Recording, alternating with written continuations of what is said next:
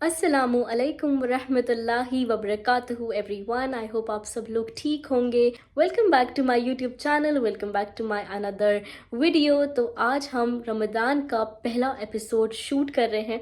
सबसे पहले मैं आप सभी को गुड न्यूज़ भी देना चाहती हूँ, क्योंकि आप सबकी दुआओं से, आप सबकी मैंने मैसेजेस जो पढ़े हैं और सच में आप सबकी बहुत सारी दुआएं मुझे मिली हैं कि मेरा जो यूट्यूब अकाउंट हैक हो गया था वो अल्हम्दुलिल्लाह अब वापस आ गया है। काफ़ी दिनों से मैं वीडियो नहीं पोस्ट कर पा रही थी। हमारा पूरा दुआ सीरीज़ चल रहा था, वो थोड़ा सा मिस हुआ, उसके लिए I am really sorry. But इंशाल्लाह कोशिश करूँगी कि रोज़ आपके साथ कुछ ना कुछ रमज़ान से रिलेटेड मैं शेयर करूँ, दुआएं शेयर करूँ, रमज़ान की फजीलत, और मैं जो जो याद करूँ आप लोगों के साथ मैं शेयर करूँ। मुझे बहुत अच्छा लग रहा था, इस पूरी जर्नी में बहुत इन्जॉय कर रही थी, और हम आगे भी करेंगे, कोई बात नहीं ना। तो आप लोगों ने मुझे जैसे अभी तक मोटिवेट किया है, आगे भी करना है और बहुत अच्छे अच्छे कमेंट्स देने हैं, वीडियोस को और भी ज़्यादा शेयर करना है, क्योंकि देखिए रमज़ान का महीना है और इसका अजर में आप भी हिस्सेदार हो सकते हैं। अगर आप वीडियोस को शेयर करते हैं और कोई उस दुआ को याद कर लेता है तो उसका सवाब मुझे भी मिलेगा, आपको भी मिलेगा। और हम हर एक नॉर्मल चीज़ को भी इतना ज़्यादा, काफ़ी ऐसी चीज़ें हैं दुनिया में जो वायरल हो जाती हैं जो यूज़फुल भी नहीं होती हैं, कॉमेडी कंटेंट हो गया, एवरीथिंग। बट अभी हमें चाहिए कि रमज़ान की बरकत से हम इस्लामिक चीज़ों को भी, हमारे दीन की चीज़ें जो हैं जिससे लोगों का फ़ायदा हो, कोई परेशान है तो वो कोई ऐसी दुआ पढ़ ले, वजीफ़ा पढ़ ले, नमाज़ पढ़ ले, तो उसको एक होप मिल जाए और वो अपनी एक ज़िंदगी को दोबारा शुरुआत कर सके। ये रमज़ान हम सब के लिए खूब लाइफ चेंजिंग हो, और मैं ये दुआ करती हूँ हमेशा कि मौजज़ों वाले रमज़ान हो, मिरेकल्स वाले रमज़ान हो। तो अल्लाह सुब्हानहू व तआला से दुआ है कि ये रमज़ान का महीना हम सब के लिए खूब रहमतों वाला, बरकतों वाला, नेमतों वाला हो और हम सब के लिए लाइफ चेंजिंग हो।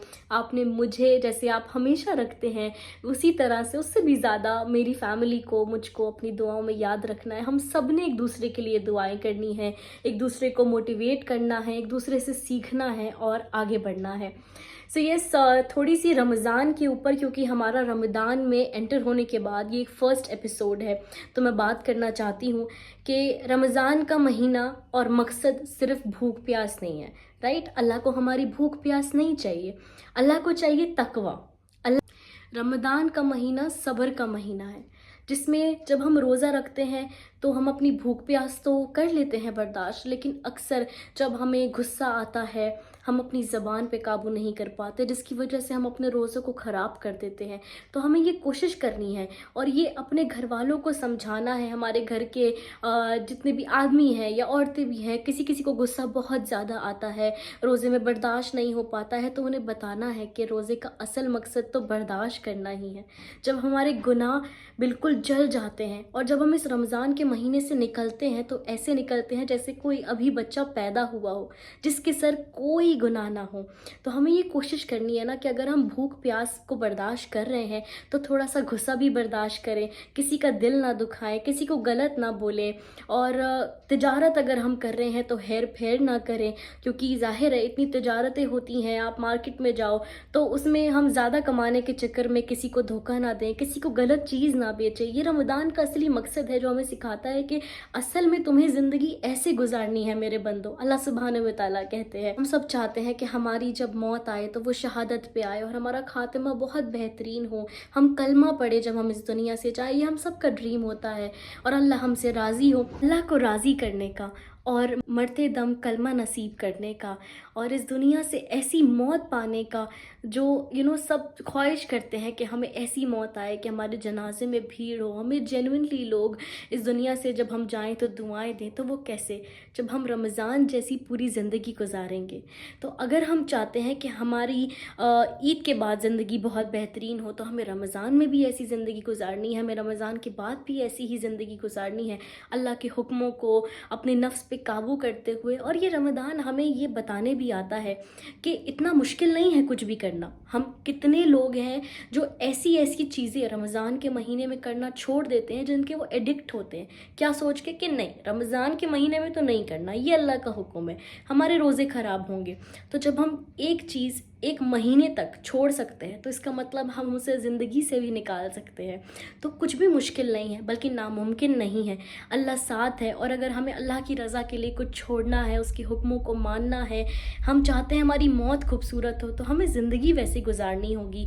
क्योंकि देखें, हम जैसी ज़िंदगी गुजारेंगे वैसी ही हमारी मौत होगी, उसी हालत में हमारी मौत होगी।